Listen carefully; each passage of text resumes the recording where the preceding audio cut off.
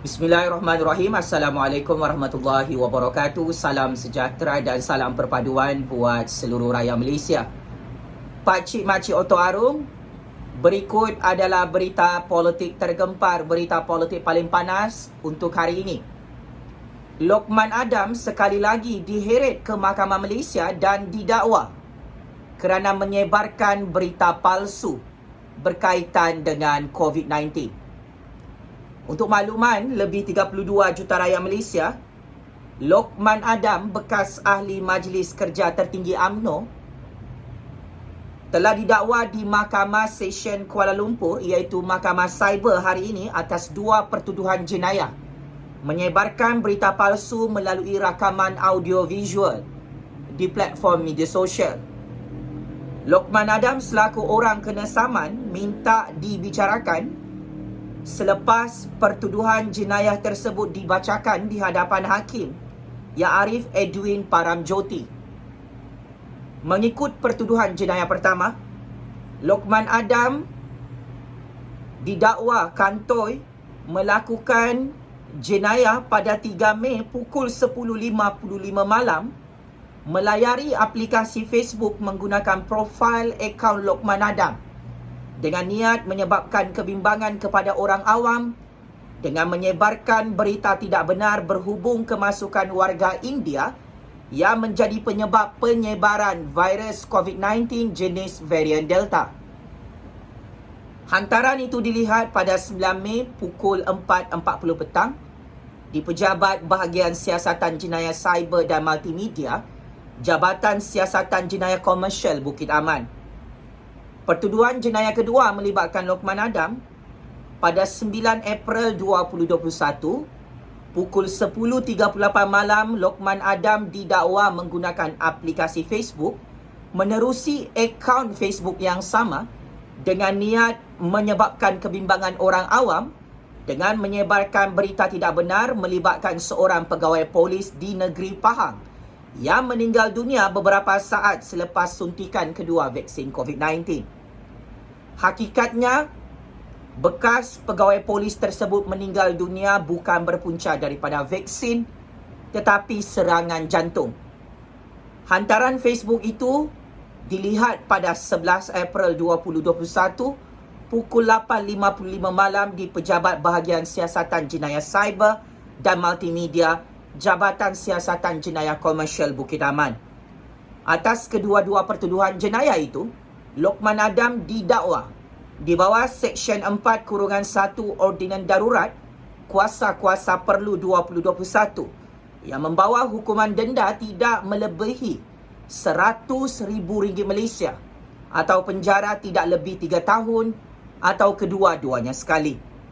Bagi kesalahan berterusan, Lokman Adam boleh didenda tidak lebih RM1,000 bagi setiap hari selama kesalahan jenayah itu berterusan selepas sabitan jika Lokman Adam disabitkan bersalah.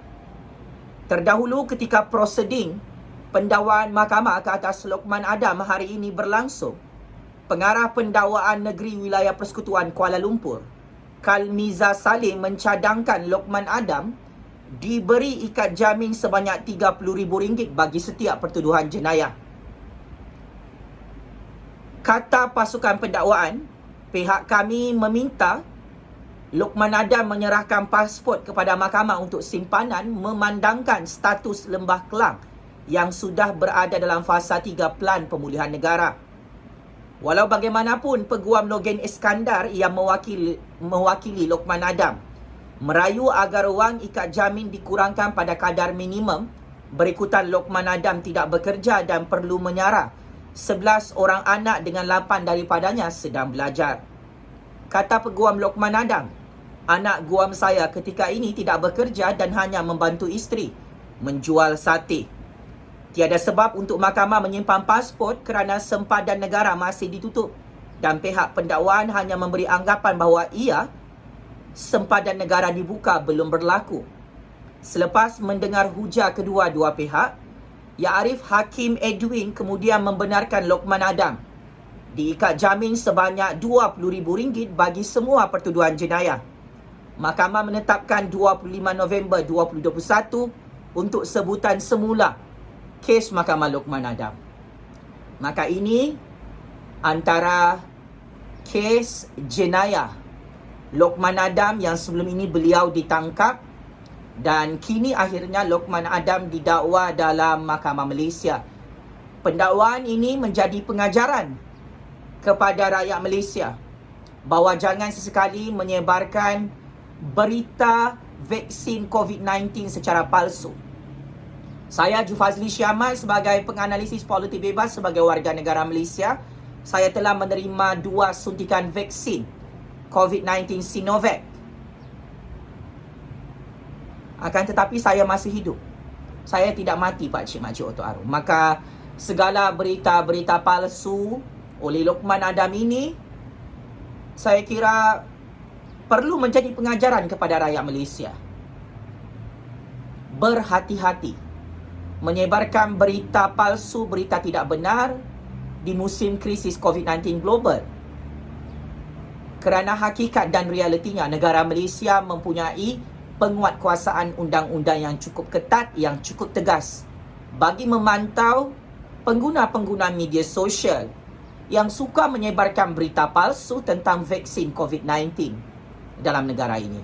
Apapun, selamat maju jaya kepada Lokman Adam yang didakwa lagi dalam Mahkamah Malaysia. Sebelum ini Lokman Adam kalah dalam perbicaraan mahkamah kerana menghina proseding mahkamah dengan cara mengugut saksi perbicaraan kes jenayah rompakan 1MDB. Lokman Adam mempunyai nasib politik yang sama dengan Najib Razak, Zahid Hamidi dan Rosmah Mansur. Kes jenayah mereka berlambat dalam Mahkamah Malaysia dan saya mengucapkan good luck kepada Lokman Adam. Sekian, wabillahi taufik wal hidayah. Wassalamualaikum warahmatullahi taala wabarakatuh. Terima kasih rakyat Malaysia.